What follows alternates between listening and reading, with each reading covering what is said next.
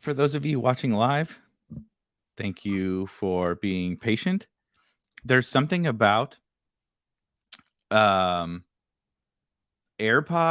and me and misplacing them and not being able to get this thing started on time because I'm running around my house trying to find my AirPods. It's also weird because I'm literally just talking to a screen and no one else. There's nothing coming through here, but I can't physically do a stream without having the noise canceling headphones in. So we're here today to talk about some DraftKings.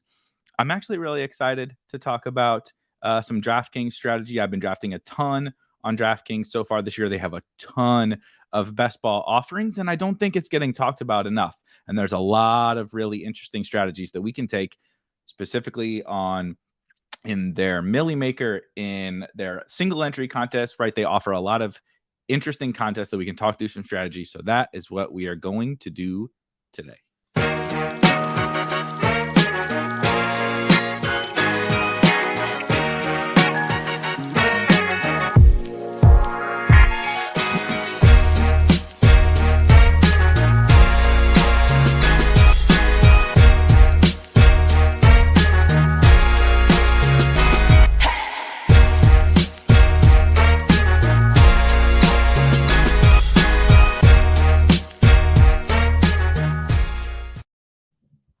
Listen, it wouldn't be content if we didn't have FF Doom saying I forgive you, Ivan saying no worries, and Rob saying Jesus Christ in the chat. Pretty fitting start. That well, it is really fitting because the people that opinions I care about are forgiving me. We're on the same page, and Rob, I don't need to say what Rob is. Obviously kidding. Love Rob. But don't ever type that shit again into the chat. We're here to talk about DraftKings. Like I said, I do really think, there's this weird aspect of the best ball industry that, this whole thing is blowing up. Everybody's doing drafts all the time. If you want to watch a draft stream, there's a friggin' draft stream to watch every single day. There's strategy content everywhere. Thank you, Bullock. There's everything, right? And the main thing is like draft streams and strategy content is just everywhere.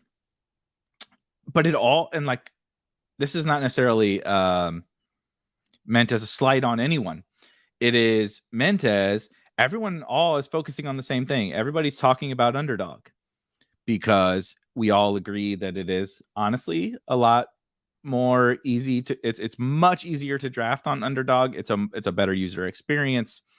We love everything about Underdog. We're not there's nothing we have to say negative about Underdog, but everybody's all focusing on the same thing. And the issue is that from a strategy perspective, if you are trying to apply the same principles, concepts, player takes, ADP, everything from Underdog to DraftKings, that's 100% a losing proposition. You're never going to have a draft go similarly on DraftKings as you will on Underdog. And we can joke about DraftKings with the fact that there isn't even a draft board when you draft, that it's built into their DFS app, that it's not the best experience. I totally, trust me, I've drafted as much on DraftKings as anybody in the last couple of years. We had the ticket fiasco a couple of years ago, which we don't need to get into anymore. We talked about it on a show a while back. Go back and watch that, which I believe is on this channel, How to Play DraftKings Best Ball or something like that is the title. But you can go back and watch that where the ticket thing is discussed, which won't be happening again. Like there's been a lot of almost like negative connotation around DraftKings. However, as much as we love Underdog, as much as we love drafters, I do love drafters. I'm very excited for drafters as well, which we will get into a show as well. Teaser for next week. We will get into a drafters show. DraftKings is the biggest company in this space. They're putting out tons of contests. They're an infinitely bigger company than than Underdog, and there's more players playing on DraftKings. They have a contest that has almost 1 million entries in it. Their $5 Millie Maker, which also has almost 300,000 entries already. It's filled almost 300,000 entries. And so we do need to take, I think, DraftKings a little bit more serious in our space, even though it's not, necessarily the perfect like drafting scenario or a drafting experience. And so I really wanted to talk about it today because, like I said, I've been drafting a ton, mostly on DraftKings recently, actually. And yes, 100%. Lundar said I believe today. I haven't been like monitoring it that closely, but I believe today DraftKings just launched another new $25 tournament. Let's I will run down a little bit of this in a minute, but we can run down really fast the tournament offerings on DraftKings. I can just share my screen, actually. You can also tell here in a second, once I get this share up, that I have played 0 DFS. I've stopped playing DFS on DraftKings so far this summer. MLB has bankrupted me. You see, look at all these contests, right? Just from a tournament. So there, if you want to play, the sit and goes or whatever, they have those for you. There's a $5 out here, a $5 3-man that's already out there, right? There's a $20 that needs one person. They have, if you want to play the cash game stuff, they have the cash game stuff. But from a tournament perspective, get this damn thing to go away on my screen. Not going to go away, it appears. We're gonna refresh this. Really just promoting all the positive aspects of DraftKings. So there's 1, 2, 3, 4, 5, 6, 7, 8, 9 different tournaments, all available on DraftKings right now, right? Like I said, we love drafters. We love Underdog. There's like 1 or 2 available at any given point in time on those. Varying price points. I do want to say shout out. I know this is a DraftKings show. Shout out to drafters for launching the $2 tournament, which is pretty awesome. But DraftKings also has their $3 20 max, as you see here, the play action. So a $3 tournament with a $300,000 prize pool is pretty insane, right? is pretty insane. And it's a really flat payout structure for the people that, really care about how flat the payout structure is. I mean, only 10% of the entire prize pool goes to first place. That doesn't really happen in this industry. So, and it's 20 max, right? So you don't have to run up against people that are doing 150 teams. They have everything here on DraftKings. If you would like to play in the higher stakes, this 555 is really appealing in my opinion. There's only been 118 entries. I'm holding out for my 555s. I'm probably only going to do maybe 10 or so, but I'm actually really excited for those drafts. You really want to get crazy and get into the luxury box, a $2,100 entry with only 72 entries. That's really fun. Let's actually look at that really fast because I didn't put this on, which we'll get to in a second. But you see, obviously, this is one of the most unique. Tanner Tolbert is the only person in here that is absolutely hilarious. So you get into like a super high stakes best ball league. You advance from your 12-man league, and then it's like, look at this. From there, the hardest part is this.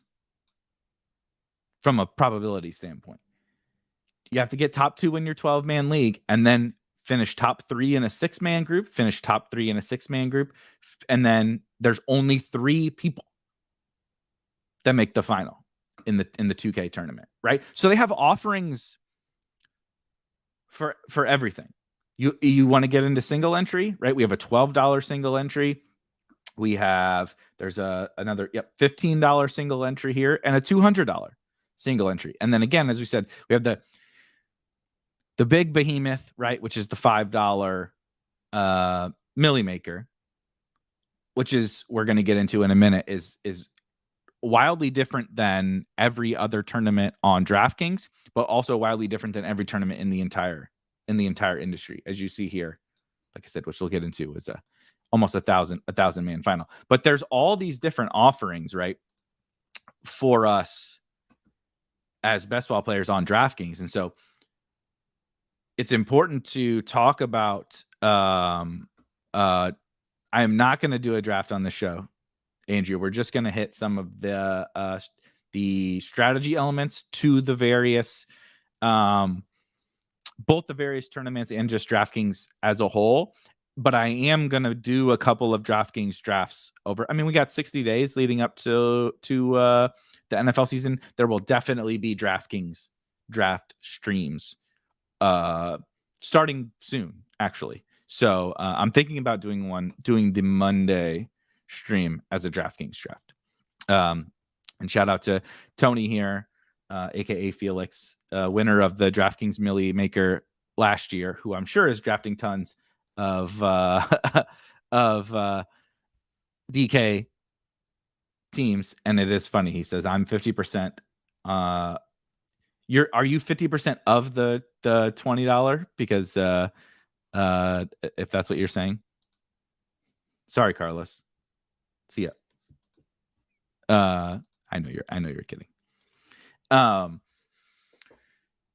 So anyway, let's talk about DraftKings, like general, like absolutely like high level strategy, right? So the first thing I'll say is that you kind of start at this high level strategy on that site when you start to dig into this. And then, as you guys saw, they've specifically DraftKings has very, very different tournaments with different formats, different payout structures, different everything. And then you have to tweak that high level macro strategy and work your way down to apply it to that tournament. And again, that $5 milli maker that they have is like you can't play the $5 milli maker the same as you play the $3 20 max, and you definitely can't play it the same way you play as the $2,000 tournament, and you can't play it the same way as you play the set $12 single entry, right? These are wildly different tournaments. And so it's important to know, and that's why I wanted to do this specific show, because it's like when we do underdog stuff, people just do a draft. They just do a draft, right? And I do this too. This is a knock on all of us. You just do a draft, and who do you like? What kind of structure do you like? You know, blah, blah, blah, right? We go through the same bullshit on every draft stream or strategy discussion as it pertains to like an underdog draft or whatever. But like, and I don't even think that's necessarily wrong, because it's like, yeah, Best Ball Mania and the Puppy are different. But like, how different specifically? Generally, the payout structure is close enough. You know, ADP might be a little different, or there's some little different nuances, but it's not that different. And so, you know, it gets a little vanilla when we're doing the same underdog draft over and over. But I do think on DraftKings, it is pretty damn different between, you know, especially again, like I said, between the $5 milli maker and then like working your way down the ladder, right? The $3 20 max. Tony says like the $20 150 max, the $25 150 max. Then you know, if you want to get into the high stakes stuff, those are wildly different. Every tournament is pretty different, or there are at least tiers of tournaments that are different on DraftKings, which require not necessarily like a drastically different strategy, like certainly not, but a different line of thinking for sure. And I think it's really important to discuss why that is, how we can think a little bit differently, and like, you know, some of those kinds of specific nuances for those. Hold on, let me find I have way too many tabs open now. I'm trying to find this page I'm trying to share. What a fucking mess. You gotta put it into slideshow mode. It's Google Slides. So anyway, DraftKings NFL Best Ball strategy. So starting at the super high level, right? And please, before I dive into this, when you have thoughts, when you have questions, when you have comments, when you think I'm an idiot, or when you have an insight, right? Obviously, Tony, we're all interested in what you have to say, having won the Millie Maker last year. So please share your thoughts. Anyone else that has thoughts, share. Like this is not just a preaching exercise. This is a conversational exercise. So yes, this is funny. GA says single entry is interesting. Paul says I'd like to hear your thoughts on the single entry tournaments. We are definitely going to talk about that because it is definitely a big, it's very different. It's funny because some of the other tournaments that are not single entry are still formatted similar to single entry, so we can kind of lump them together. But like I kind of have single entry, high stakes. I think those are lumped a little bit close together. But then you have the $5 Millie Maker, and then you have the other MME contests, right? So it's almost like 3 different groups. You have the $5 Millie Maker is its own beast. It is so different that like it absolutely has to be treated differently. Then you have single entry, and I think the high stakes are close enough to single entry. Now, the only caveat being the $555 tournament is someone can enter it 59 times. The max entry is 59 times, and it's not that small of a field. So it's not quite the same, but from a payout structure perspective and from how many teams make the finals and all of that, it's kind of close enough. So I kind of lumped the high stakes and the single entry together with some caveats, which we'll get into. But then you also have these other, the $20 and the $25, what I call MME. If you don't play DFS, MME stands for mass multi-entry, meaning you can enter it 150 times. You can put 150 teams into those tournaments. And I think those are kind of like a different, they're closer to the single entry aspect of things, just given how crazy that $5 tournament is, but it's like a blend between the two, right? So, Tony says he's at 75 entries on the $20. How many are you on the $5? The Millie Maker. Curious to hear. Yeah, and he says there can only be 115 people who max it in the $20 one. So I'll see you in them streets. Me and you. Also only 113 people other than us. So if we start at the like super high macro level about DraftKings, right? That's the most important part. We've kind of buried the lead a little bit. But I brought my DK. I brought the DK gear out. My shirts are dirty. I don't have the shirt, but I do have the which side? I do have the DraftKings hat going on. Only 24. See, we've taken opposite approaches. Tony has done only 24 of the $5 and a lot in the $20, and I've done none in the $20 and just like only been focusing on the $5. So which is another interesting strategy. And as you see here, draft timing, which we'll get into. So anyway, DraftKings at the high level, right? We talked about the contest specific stuff, which is super important, but you kind of have to start at like, how do you play on this site, generally speaking, right? And if you've never played DFS on DraftKings, the scoring and stuff like that might be a little bit different or foreign to you. I should have actually shared a different screen. I apologize, to talk through this part of it. So this is premium content on spikeweek.com. So you're getting a little free peek behind the curtains.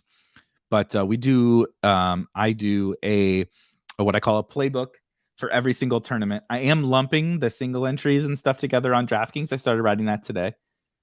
And naturally they launched another tournament today when I started writing that. But I'm pulling this up because it'll show you some of the like scoring and different stuff like that. It's very long and very detailed about how you should approach the $5 milli maker. We won't go all the way down, to look at everything, but there is a kind of the scoring piece here is important. So on DraftKings, like I said, if you haven't played DFS there, it is their DFS, their NFL DFS scoring for their best ball product. What that means is that it is fairly traditional fantasy football scoring, full point PPR, 4 points for a passing touchdown, right? 6 points for a receiving and a rushing touchdown, etc. 1 point for 10 yards, and then obviously fractional points, blah, blah, blah. But they also have what you see here, 100-yard rushing game. 100-yard rushing game. This is an image, so I can't highlight it. 100-yard rushing game plus 3 points. What the hell just happened to my computer screen? 100-yard rushing game plus 3 points. 100-yard receiving game plus 3 points. 300-yard passing game plus 3 points.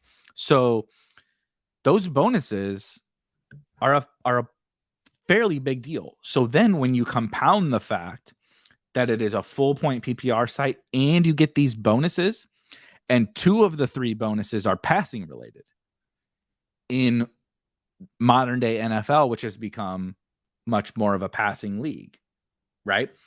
You compound these things. Sure, it's not a big deal. You're going to score like the highest scoring team in your league every single week is going to score, in the low 200s or something like that, or just to ballpark it. Let's just call it 200. So like your quarterback gets 3 extra points, and let's just say almost everyone on your team gets the bonus in your starting lineup, right? You score 200 points. It's a lot of passing. Like it's not a lot of the extra points from the bonus, but it's kind of correlated, right? That the passing game is driving so much more of the scoring. Now, as Tony says, running backs who can get both are valuable. Those just don't really exist, and that doesn't really happen very often. There's one Christian McCaffrey. I know he's going to mention Najee. If you say Najee, I'm going to ban you. Not really. But if you say Najee, just don't fucking say Najee. So, but the premise is, generally speaking, with that scoring, it's passing game related, right? There's multiple bonuses that are specifically related to the passing game. Only one that is specifically related to the running game, of which there are going to naturally be less of, right? There are going to be more 100-yard receiving games than 100-yard rushing games in any given week. There's just more receivers, and there's more passing yards that happen in a given week. And so this scoring is like super important. I do think, as Kyle says, an important CMC is very much kind of a rule breaker on DraftKings. We'll kind of see what. I'm very interested to see what this new situation for CMC means. And by new situation, I mean Matt Rule and God damn it, what's their new offensive coordinator's name? The old Giants coach,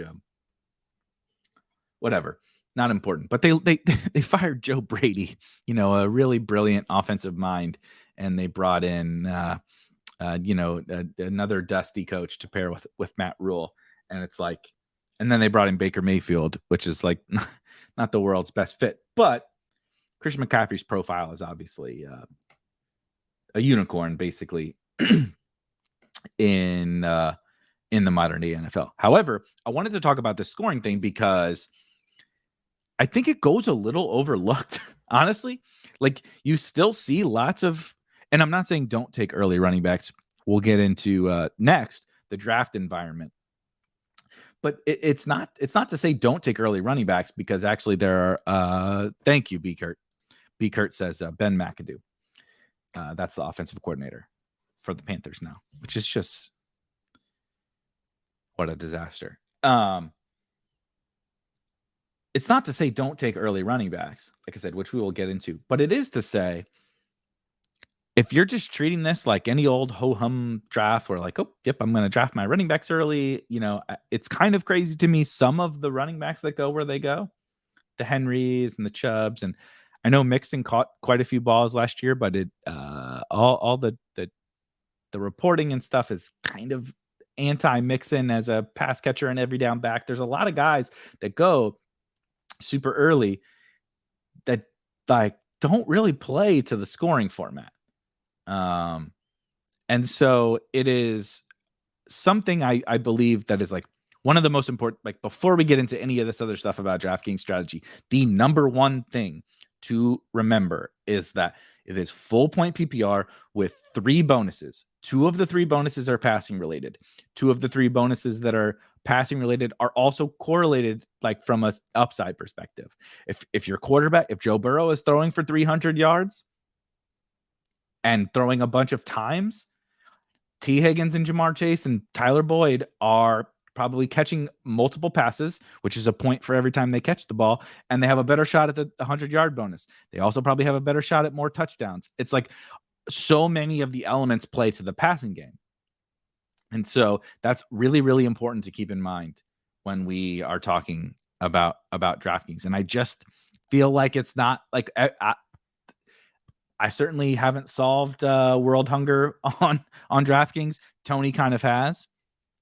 He won 7 figures on this site last year, and he had some early running backs. But as you saw with his early running backs, particularly Najee Harris, he caught a lot of passes. So he benefited from the scoring format as opposed to some guys that, I believe you also had Chubb, which is funny because he's like very anti this thing that I'm talking about here.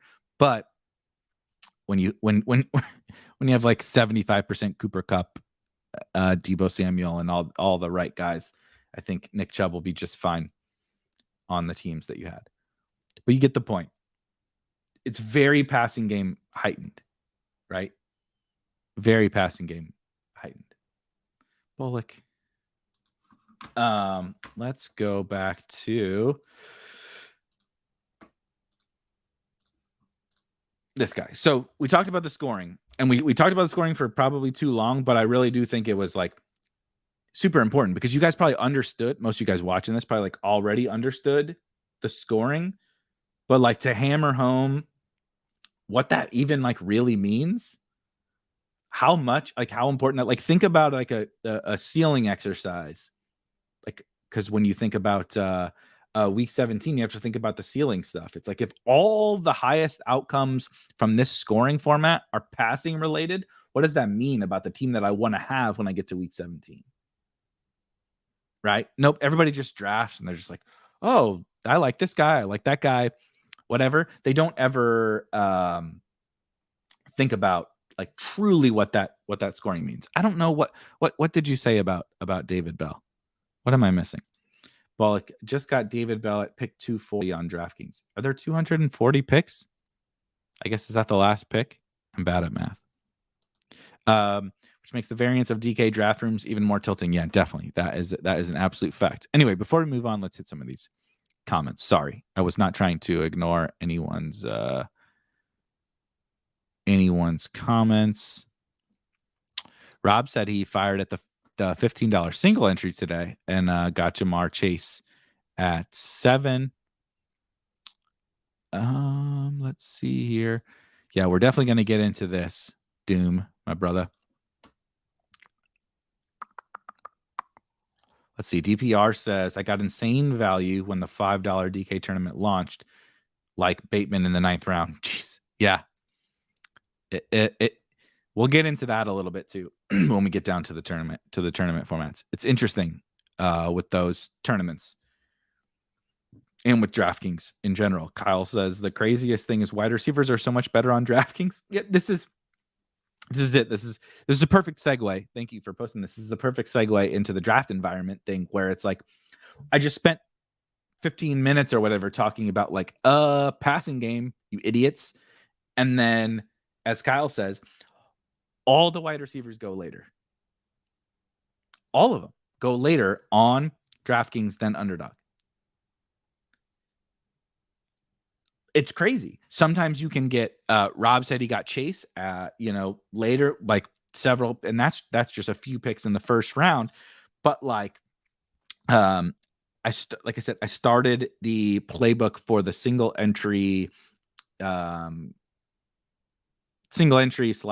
stakes, whatever tournaments on DraftKings on Spike Week, and a guy put Garrett Wilson on the cover of the article, and it was like kind of because of what Kyle said. It's like wide receivers are so much better here. We know we want youth, we want upside, we want all this kind of stuff, and Garrett Wilson goes in the 120s. It's like, what are we doing with 11th round Garrett Wilson? He was the 10th overall pick in the NFL draft, and he goes so late. Garrett Wilson is guaranteed to suck because the player that he reminds me of last year, not like player comp, but the guy who I was just like, why does he go so late on DraftKings? It was Will Fuller last year, who was like, I had like 60% Will Fuller on DraftKings or something like that. Obviously, that did not work out. But he was like going in the 120s, 130s, whatever. And he was going in got steamed up on Underdog. But to that point, draft environment, it's hard to describe a little bit the DraftKings draft environment, but let's call it soft and peculiar. So there are players on DraftKings who probably, if you're listening to this show, you are not super interested in, that go much higher than anywhere else. Can't think of anybody. Dead zone running backs, typically, that kind of a thing.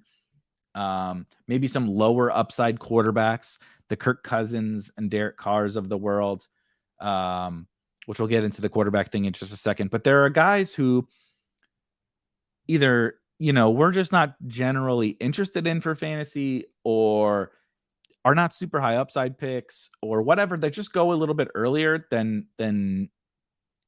maybe they should.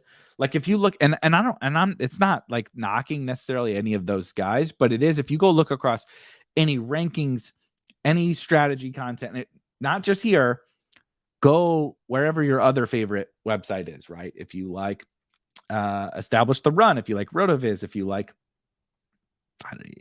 Fantasy Pros, if you like whatever, go look at the rankings and stuff. And what happens on DraftKings doesn't align with where anyone in the industry, basically, outside of maybe something here and there, have some of these guys ranked. And so you get this situation where so many of these guys that we do like are really just flat out mispriced, honestly. And so, like I said, the Garrett Wilson thing, it just makes no sense. He's underpriced, in my opinion, on Underdog and Drafters too. But you get that extrapolated times 10 on DraftKings. So you get a lot of, I just picked Garrett Wilson as an example, but you get a lot of those guys, just mispriced players. Like I said, I'm not just using my own rankings or my own bias or anything like that. Go elsewhere across the industry. They're going to say a lot of these players are mispriced. So going in, we know that the market is fairly soft. But there are a couple of those nuances. They are a little bit more running back heavy early than you kind of think that they would be, given a full PPR format. But the other big thing is definitely quarterbacks. Quarterbacks go not always, it's also fluid. Every draft is different. Even way much more so than Underdog. Every draft is different on DraftKings. As Rob said, he got Chase 7th overall. Sometimes Chase goes 2nd overall. Sometimes he might actually fall a little bit further than 7. It's weird. It's all over the place. The guys who get memed into oblivion, like Gabriel Davis or Trey Lance or whatever, sometimes they go way ahead of ADP. Sometimes they go around more than a round after ADP. it's much more variant on Underdog, but the one big thing I would say as a general macro takeaway is like quarterbacks. Quarterback thirst is very real on DraftKings. And so you do kind of need to know that going in. I think it was shout out Updog, who's an awesome member of our Discord community, which you need to go to. We're just gonna put this up there. You need to go to join the free Discord. If you are not in it, go to spikeweek.com, go to the top. There's a disc that just says Discord. Click that button. You'll get in for free. The community is literally talking nonsense. They're probably talking right now because they're not watching me. Those fuckers. But like knowing Updog made a good point about like knowing how to navigate right on Underdog. Sometimes we have to navigate as Pat Crane, our buddy Pat Crane has coined it, the wide receiver avalanche. Knowing how to navigate the quarterback issues on DraftKings. Sometimes it's fine. Sometimes you get guys at ADP, whatever, it doesn't matter. But sometimes you get to X round and all these guys are gone that you wanted, and you were like, oh, I got this. I'm set up for this Broncos stack. And my next pick is like at Russ's ADP. It's going to be perfect.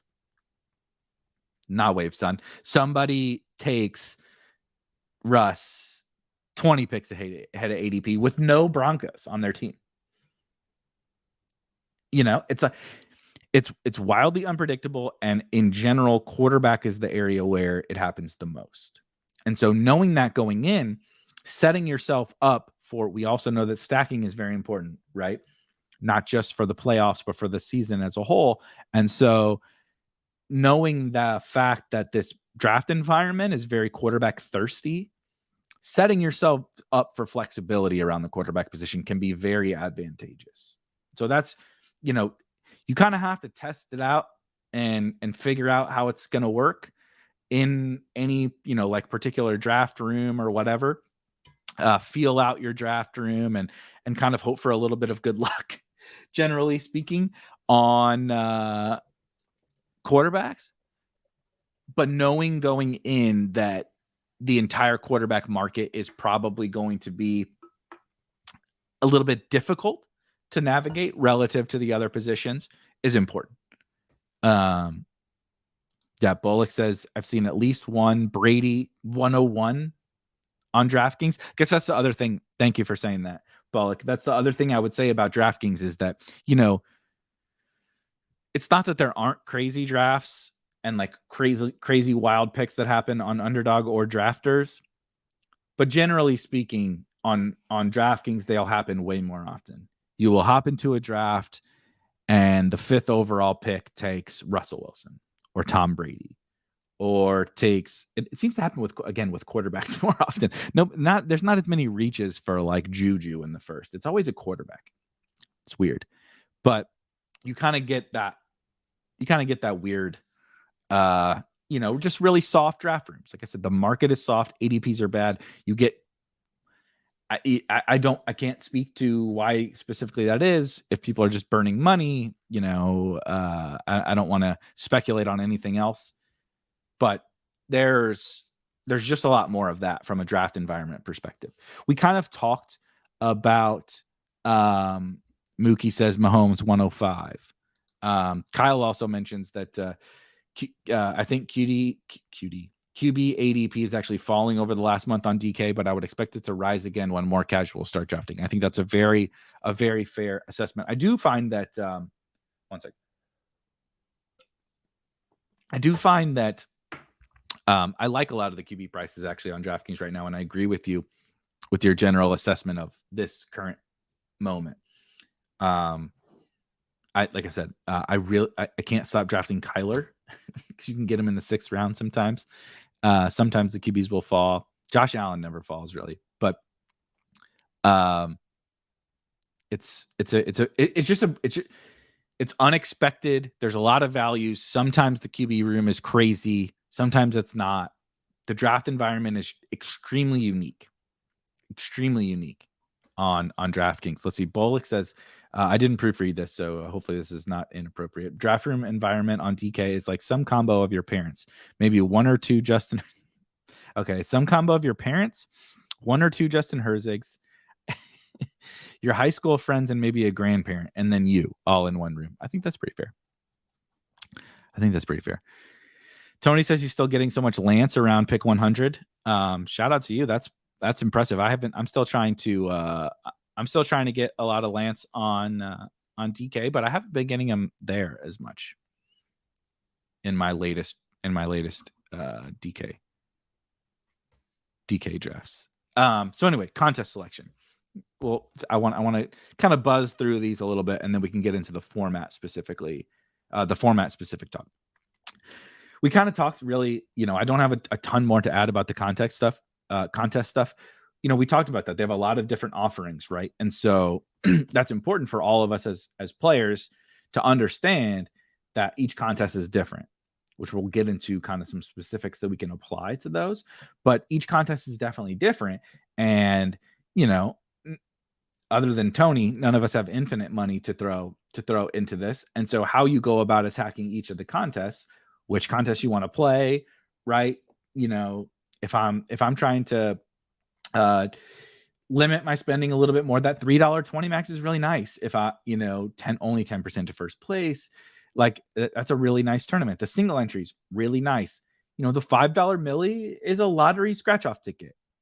I'm playing 150 into there because I want to try to win $1 million, but I also know that honestly, I'm probably just going to lose. I'm comfortable losing that $750 that I, will spend on that that $5 tournament because of what the upside is. And I'm going to draft those teams anyway. So I want to put them into that tournament with $1 million first prize. However, if I were trying to grind out, profits and stuff, I would be playing these single entries. I would be playing the $20 and the $25 MME.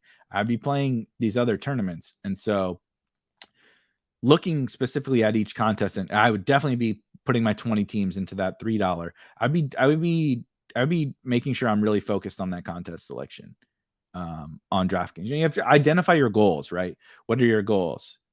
What is your bankroll? What are your goals? All that kind of stuff. And so it's very important.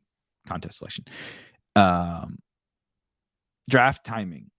So again, not a very huge thing. Obviously, we're almost to training camp already, so it's not like we can talk about oh, we should barbell, bro. Let's barbell. It's fucking the middle of July already. We're still in the early stage of the barbell.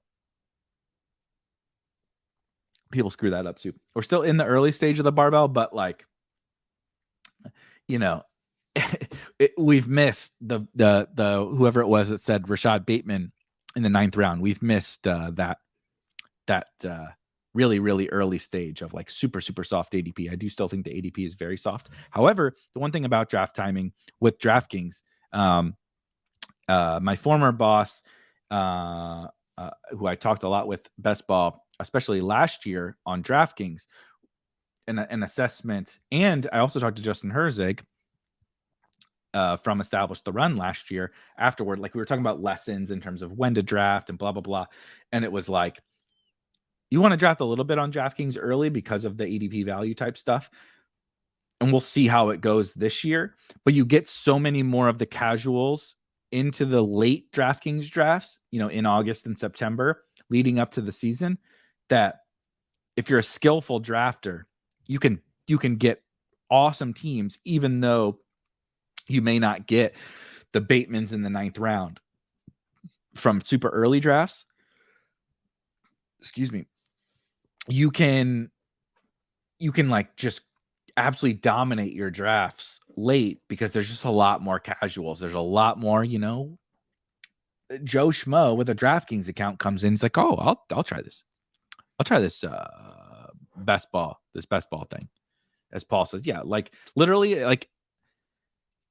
I have to keep, if I want to get all my teams in that I want to get in, I kind of have to keep drafting over the course of the entire summer. But I am trying to be cognizant a little bit on DraftKings in terms of being patient from a draft timing perspective, and the contest where it makes the most sense to wait a little bit longer, I'm happy to wait a little bit longer. If that makes any sense. The $5 milli maker is I don't know. I just need to get my 150 in, and If I can get lucky on a Cam Akers situation, that will be more beneficial to me than like a drafting against a couple more fish. But I'm trying to weigh those things on DraftKings like pretty severely. Pious Devil says, what is the wolf in the background standing on? Well, that's a chair. That's a chair. And that's my dog. His name is Griffey.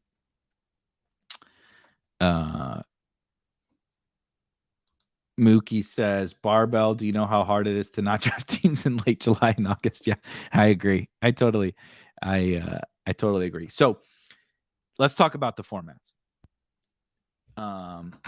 Let's start with the $5 Millie Maker.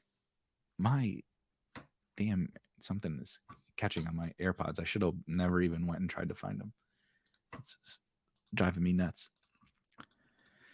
In the $5 Millie Maker, which we said is like a totally insanely unique tournament. As you see here, 3.5 million in prizes with a $5 entry fee. Obviously, I posted this a while back. There's been like 250 entrants into it now, but the total of 837,000 teams will be drafted into this tournament if it fills, right? And it's on a pretty damn good pace. So I'm not so sure there's going to be a lot of overlay, if there is any overlay at all. So it's a massive, massive, massive contest. I kind of talk about that here, right? It's hard to put into words how big this is. Let me zoom in a little bit. It's hard to put into words how big this is, and the structure of the tournament, right? So we talk about, if you draft on Underdog or whatever, you get to the finals of Best Ball Mania, and it's 470 people make the finals. Take that and more than double it here in this. And so what's nice, air quotes nice, is right. So top 2 advance, just like most sites and most tournaments, the top 2 advance out of your 12-man draft group. Then you actually only get in for the next 2 rounds is only 12-man groups. Right? Now you have to finish first, but you only got to beat 11 teams. Not terrible. It's not terrible. However, once you make it to the final, they've made the final huge, right? It's almost 1,000 people that make the final. So it's like, what does that mean? That means even once I get there, the amount of people I'm going to be competing against is absolutely insane. And so I need to treat this tournament completely differently than any other tournament. A couple things I think we can do. One is I am drafting a little bit more early in this contest and foregoing a little bit of what I believe to be, potential late drafting against fish, right? Drafting against the casuals or whatever, because I want more of my portfolio to have the potential to be supercharged from kind of chaos, right? Some would call it luck, bullshit luck of the offseason. I want the Darrell Henderson teams when Cam Akers gets hurt. I want this didn't work. I want last round Marquez Callaway when Michael Thomas doesn't play for the season, as opposed to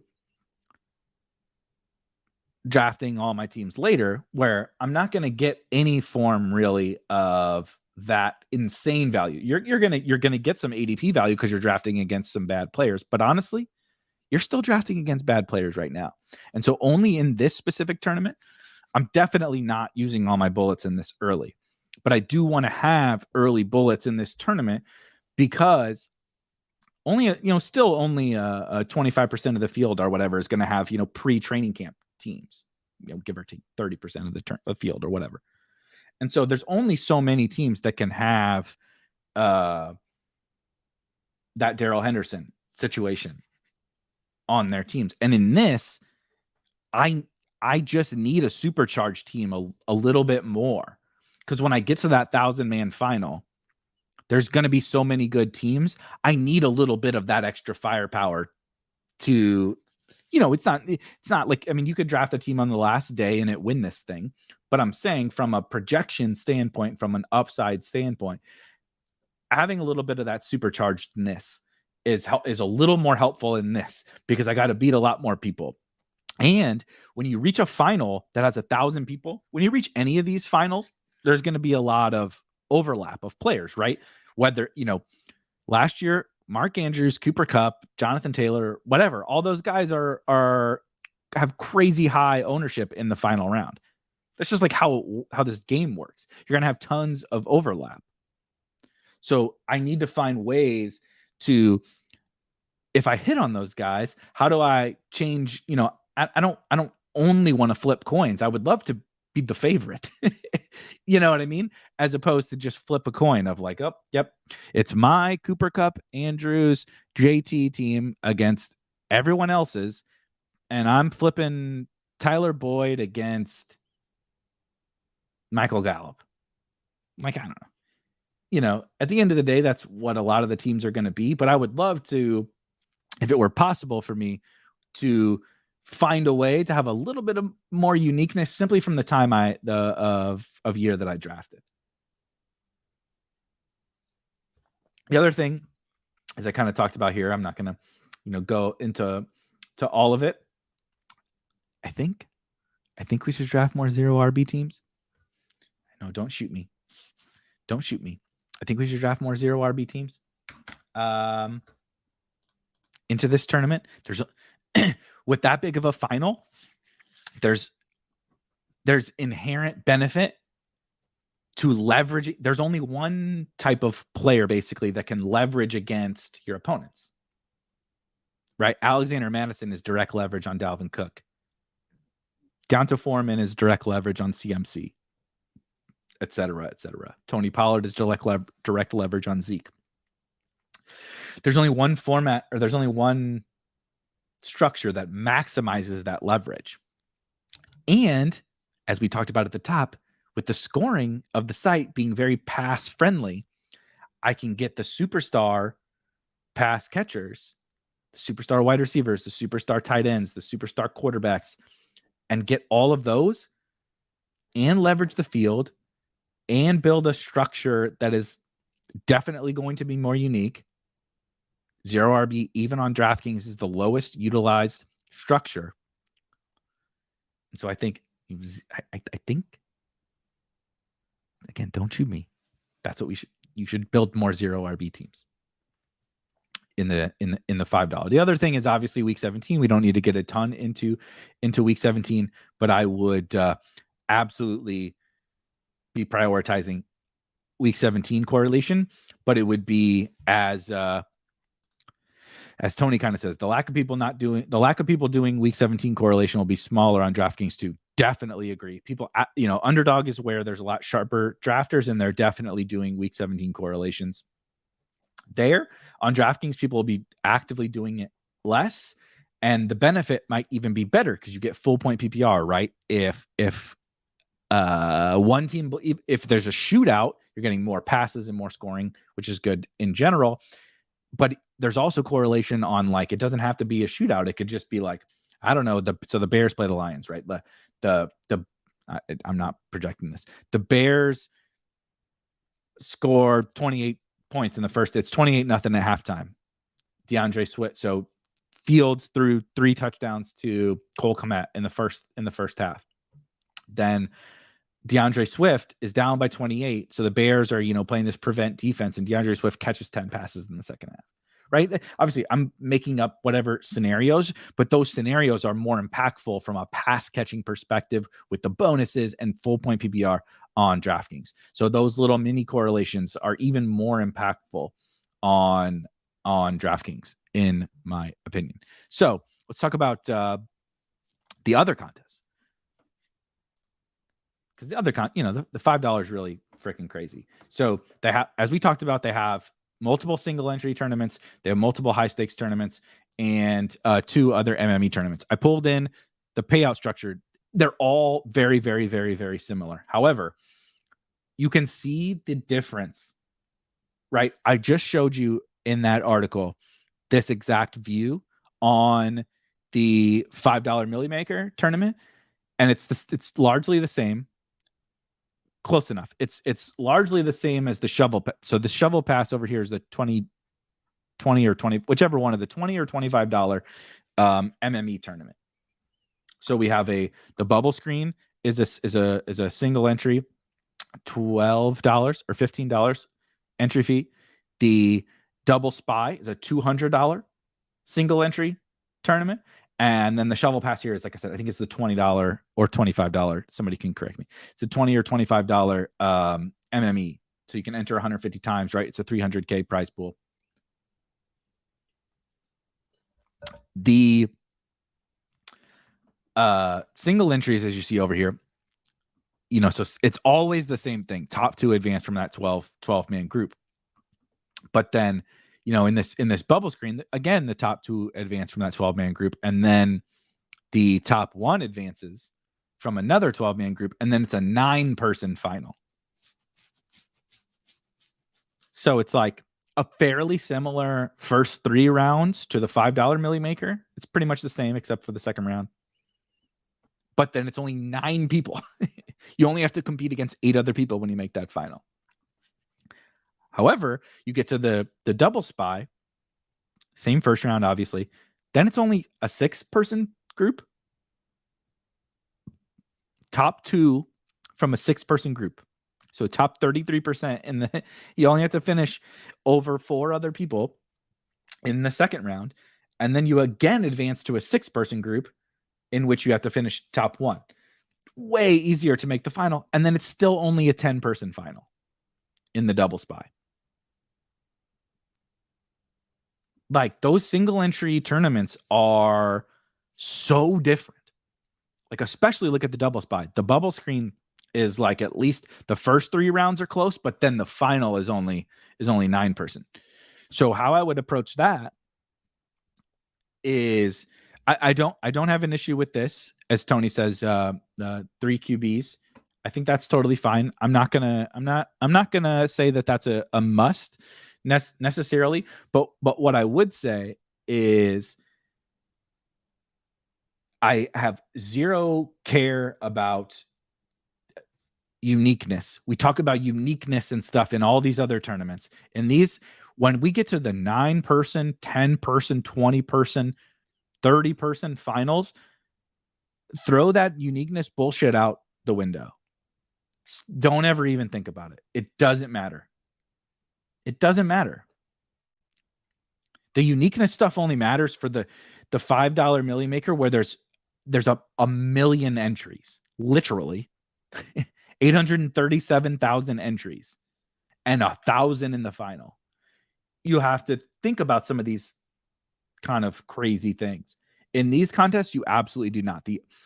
My favorite and biggest takeaway in these, especially as it compares to the 5. So in the $5 Milli Maker, which I did not touch on and I should have touched on, and in Best Ball Mania 3, in the larger field stuff, you have to get closer to hitting the nuts as you reach the final. And what does that mean? That means when I draft Travis Kelce in the first round, and then I stack him with Patrick Mahomes in the 4th round or 5th round or whatever, I can't spend so much draft capital on that offense again. And some people will disagree with this for sure.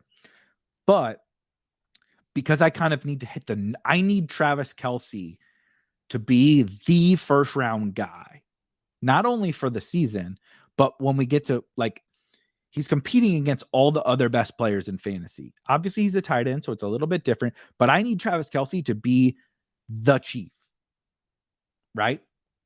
Obviously, I need the Chiefs to be good, but I need Travis Kelce to be the chief. It's hard with only so much volume to go around for then Juju in the 5th round to be the best 5th round pick. So I have to be much more price sensitive around these players on DraftKings or in the large field tournaments, because, like, you take Juju over Gabe Davis or Allen Robinson or whatever, when you have Travis Kelce, it's like, can Travis Kelce be the nuts and Juju be the nuts with when I spent a 4th round pick on Patrick Mahomes? Like 3 of my top 5 picks are on the Chiefs, and I like the Chiefs. I'm drafting all those dudes. But the combination, it's kind of like in DFS, like if I'm going to stack the Vikings and Kirk Cousins is 6,500 on DraftKings and Justin Jefferson is 8K and Adam Thielen is 7K, and they're playing the Packers and Devontae Adams is whatever price. There's just not a lot of money left to go around, and I need the elite production from the other games because it's not all going to come from that one game, right? Right? Jamar Chase goes nuts on the Bengals. Jamar Chase and T. Higgins wasn't, you wanted Jamar Chase and Cooper Kupp, not Jamar Chase. And I know T helped you get there, but congrats. You got there and you got him in cash or whatever. It's this weird balancing act, and there's no perfect solution to this problem, but it's this weird balancing act in the large field stuff. Smaller field is a very different ball game. If you want to onslaught an offense, be like, I'm making one bet. Give me the Chiefs. Now, you don't want to draft 7 Chiefs, but like, if you want to take Kelce and Mahomes and Juju and Sky Moore and then like take McKinnon late or something like that and just be like, the Chiefs are my bet. They're all underpriced. If the offense is good, rising tide lifts all boats. They're all gonna be great. And I only got to beat 8 people in the final. I don't have to be perfect. I just need the Chiefs to be good. I got other players on my roster to only beat 8 people. Beating 8 people and beating 1,000 people are wildly different. Wildly different. So that's 100% my biggest takeaway in the single entry. Not even just single entry. The, easier to advance, smaller field final rounds. I also think, I'm not trying to do the 0 RB thing again, but if you draft 0 RB in the single entry stuff, I think it's pretty good. You want to talk about when it's a single entry contest, right? I think about it again from the DFS angle. In DFS, people will say this is wrong, by the way. People will say this in DFS that like, oh, it's just single entry. So like enter your cash game team, but like make a little small pivot off your cash game team in the single entry. It's like, I understand what people are saying when they say that, but it's actually the opposite. If that's what everybody is thinking in that contest, everybody only gets to enter one team in that single entry contest, and every single person is like, I'm just going to play the best plays and make a small pivot. So you're doing in this one contest, you're doing the same thing as everybody else. What you should do is actually go very far away from the consensus, because now it just created this, it's an even easier in the Millie Maker. Everybody, like every scenario is covered in the Millie Maker. In the single entry contest, if you just do something like just do 0 RB, you don't have to worry about shit. You draft 6 Chiefs, but do 0 running back. Like, you're unique. All you need is the Chiefs to do well and one running back to get hurt. And like, boom, you win.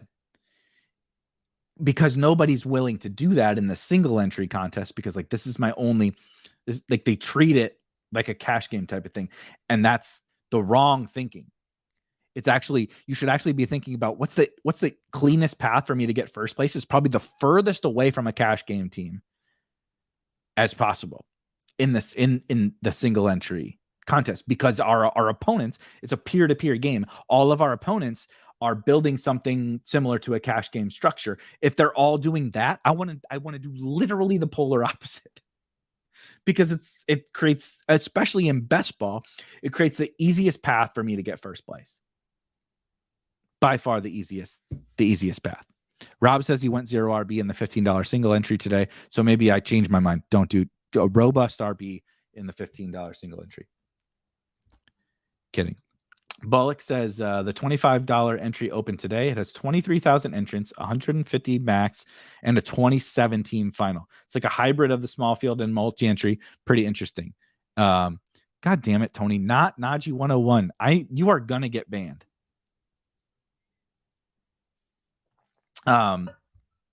So that's kind of the final thing is what Bullock says. What I will say is, the shovel pass over here, as you see, is very similar to what Bullock said here with the $25 entry.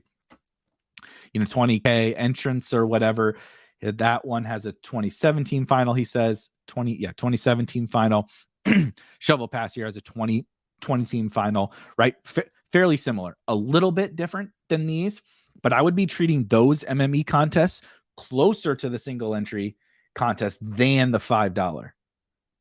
Right. And if you want to play in the $555, or here's a funny one. I can share it. Let me just share and look at the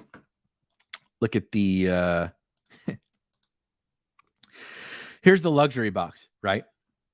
Obviously, I know not everybody's putting $2,000 on one best ball team. However, look at this. So it's only 72 people, right? Obviously. It's a 3-team final round. So it's still the normal 12 man, 2 advance, and then it's a 50-50. The 555 is, again, of course, top 2 advance from 12, 1 advances out of 6, 1 advances out of 5, and then an 11 person final. And 11 place gets 17,000. So you make the final and you made 17 grand. And it's the easiest one to make because you just, one of the easiest ones to make because you need to beat 5 people, then beat 4 people after obviously advancing out of your group. And so I'm not advocating for anybody to enter any of these or do anything like that, but it was important to talk about how different all of the tournaments are on DraftKings and how we should think differently about all of these different tournaments because they're literally different games, completely different games. FF Doom says, how far would you lean into team stacking in the lower field stuff? I'm glad you asked that as a start to a wrap up. Is I would absolutely lean into it. Can you hear the dogs are playing upstairs? This is how I know it's like my time to wrap it up. They're losing their mind. My wife is like trying to tell them to be quiet, and they're like wrestling and chasing each other around, barking at each other. But I would. So I'm actually, if you've listened to like some of my stuff at all, a lot of people in the industry will talk about like team stacking. They'll do like Jalen Hurts, AJ Brown, Miles Sanders, Dallas Goedert, and they'll do it in Best Ball Mania. And I think my personal opinion is that's bad. I don't think we want to do that in Best Ball Mania or the 5. I do not want to do that in the $5 Millie Maker because the scenarios in which Jalen Hurts, AJ Brown, Dallas Goedert are the nuts passing wise, like the amount of passing that needs to happen for that. Like there's no way that Miles Sanders fits into that, right? Dak, CD, Zeke. I think not only do I think that, I just flat out think that that's bad. Like I don't think you want to draft that team in those large field tournaments. As you asked, in the smaller field stuff, I think you can do that. I think it's probably plus EV to do some of that. You make one bet, Eagles smash, because you reach the final and you got to beat 8 people. If Miles Sanders doesn't make your lineup in a 9-person final round, it's okay. You can still win if the Eagles crush. In Best Ball Mania, if you made too many bets on the same offense and they just can't all possibly get there together, right? Like the Juju, I do Kelsey, Mahomes, Juju, CEH. Like they just can't all be optimal to get there. There's not enough fantasy points to go around. Even if they score 50 points, there's not enough fantasy points to go around. And so, however, like I said, in the smaller field stuff, that doesn't matter. I only got to beat 8 people, 10 people, 20 people. I don't give a shit. I don't need the nuts. I don't need to score 300 points. I need to score like 200. Especially on a half-point PPR. I don't need to score that many points. On DraftKings, I need to score 200, not 300. So it's wildly, wildly different. This is another good one. Perfect example. Just take the Bills. Bills offense is good. Your team's probably going to be good. Raises your floor in the regular. Obviously, if the Bills stink or Josh Allen gets hurt, your team is dead anyway. But in the large field stuff, I think that this kind of team is probably dead because you spent too much. Especially if you did dig. You don't have digs on here, so I don't think it's bad. I think this would be fine or borderline fine in the $5. But like in the single entry, it's like more than fine, way more than fine to do that, to draft that team. So anyway, hopefully this was helpful from DraftKings. This is kind of a first run through some DraftKings strategy. Like I said, we're definitely going to be doing some DraftKings draft streams. Definitely going to be talking about some more DraftKings stuff. I just feel like it's a space that is not covered enough across our little best ball bubble. And as I was really starting to dig into some of the teams, I was like, damn, man, like these really are crazy. Like a 9-person final round, right?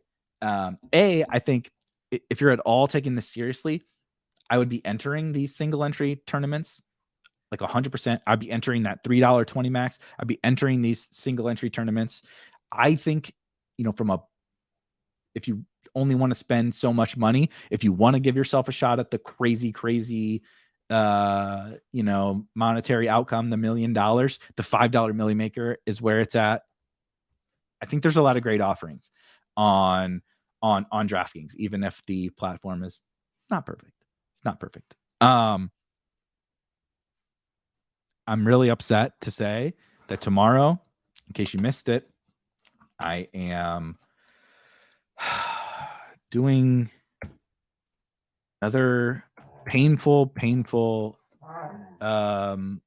draft with, oh my God, I'm doing another painful draft with Rob. Let me find it. I'm going to share my screen tomorrow at 4 p.m. Eastern. Hey, shh. I'm almost done. Tomorrow at 4 p.m. Eastern, we are going to do another draft club with a twist where we're not eating hot dogs this time. We are going to do, if you've ever watched the show Hot Ones, where we're going to eat some chicken wings throughout the course of the draft that progressively get hotter, culminating in what we purchased of Satan's blood. It's actually not even a hot sauce. It's a chili extract. That's going to be our final boss, if you will. Tomorrow at 4 p.m. Eastern, we will be doing that. Hot Ones. Yeah. I am accepting all helpful tips in terms of how to navigate this thing so that I don't die. That's yeah, thank you. When Rob gets sick, I will promise to turn off his mic yet. Or I will turn off his mic this time. Thank you guys. Hopefully I will see all of you tomorrow for my own death sentence and Rob's death sentence and pain and misery. And like I said, we'll be back with a lot more DraftKings talk over the coming weeks. So I'll see you guys tomorrow. Peace.